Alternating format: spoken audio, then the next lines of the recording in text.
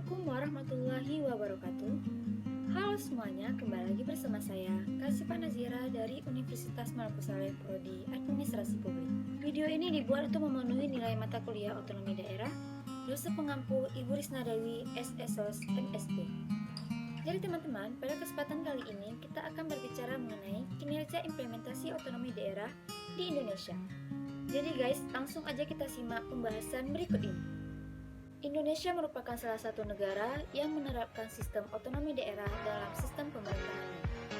Adapun pengertian otonomi daerah adalah otonomi daerah adalah pelimpahan suatu hak, wewenang, serta kewajiban daerah untuk mengurus dan mengatur daerahnya sendiri atau rumah tangganya sendiri, sesuai dengan peraturan undang-undangan yang berlaku.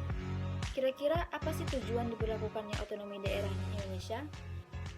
Alasan utama Indonesia menerapkan sistem otonomi daerah ialah untuk membebaskan pemerintah pusat dari berbagai beban urusan pemerintahan daerah, juga agar dapat menangani urusan suatu daerah yang bisa diserahkan kepada pemerintah daerah. Namun, ada juga beberapa tujuan terdesaknya diberlakukan otonomi daerah. Terdapat beberapa tujuan.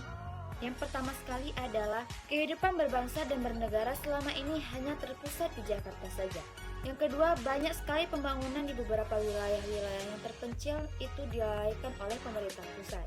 Selanjutnya, pembagian kekayaan dirasakan tidak adil dan tidak merata.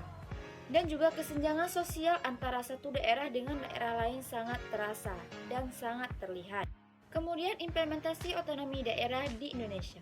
Pelaksanaan otonomi di Indonesia sudah diselenggarakan lebih dari satu dasawarsa. Otonomi daerah untuk pertama kalinya mulai diberlakukan di Indonesia melalui Undang-Undang Nomor 22 Tahun 1999 tentang pemerintahan daerah yang saat ini telah mengalami beberapa kali perubahan. Pelaksanaan otonomi daerah di Indonesia telah mengakibatkan perubahan dalam sistem pemerintahan, yang mana juga membawa pengaruh bagi kehidupan masyarakat. Jadi teman-teman, dalam pelaksanaan otonomi daerah memiliki beberapa konsep. Yang pertama sekali adalah tujuan politik. Politik ini dalam pelaksanaan otonomi daerah diantaranya adalah upaya untuk mewujudkan demokratisasi politik melalui partai politik dan Dewan Perwakilan Rakyat Daerah.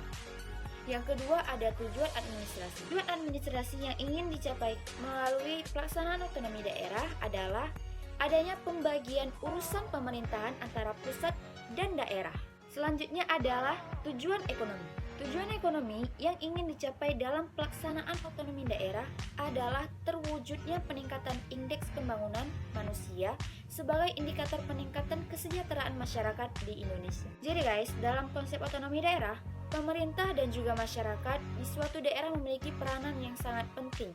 Istilahnya mereka saling berkaitan dan saling penting dalam peningkatan kualitas pembangunan di daerahnya masing-masing.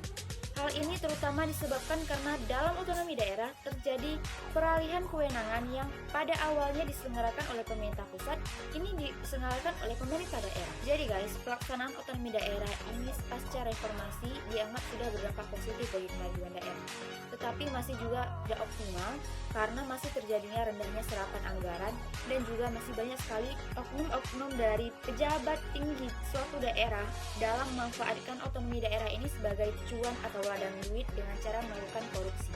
Maka dari itu, kemajuan suatu daerah itu sangat mencerminkan bagaimana perilaku pemimpin di daerah tersebut. Oke teman-teman, sekian dulu untuk pembahasan kali ini. Semoga kita dapat bertemu lagi di lain kesempatan. Terima kasih kepada semuanya yang udah setia menonton. Dan saya mohon maaf yang sebesar-besarnya bila ada salah kata dalam penyampaian. Dan yang terakhir, bagi teman-teman yang memiliki pertanyaan terkait pembahasan tadi, kalian bisa langsung hubungi Instagram yang udah ada tertera di atas. Insya Allah nanti akan saya jawab semampu saya. Saya akhiri. Assalamualaikum warahmatullahi wabarakatuh.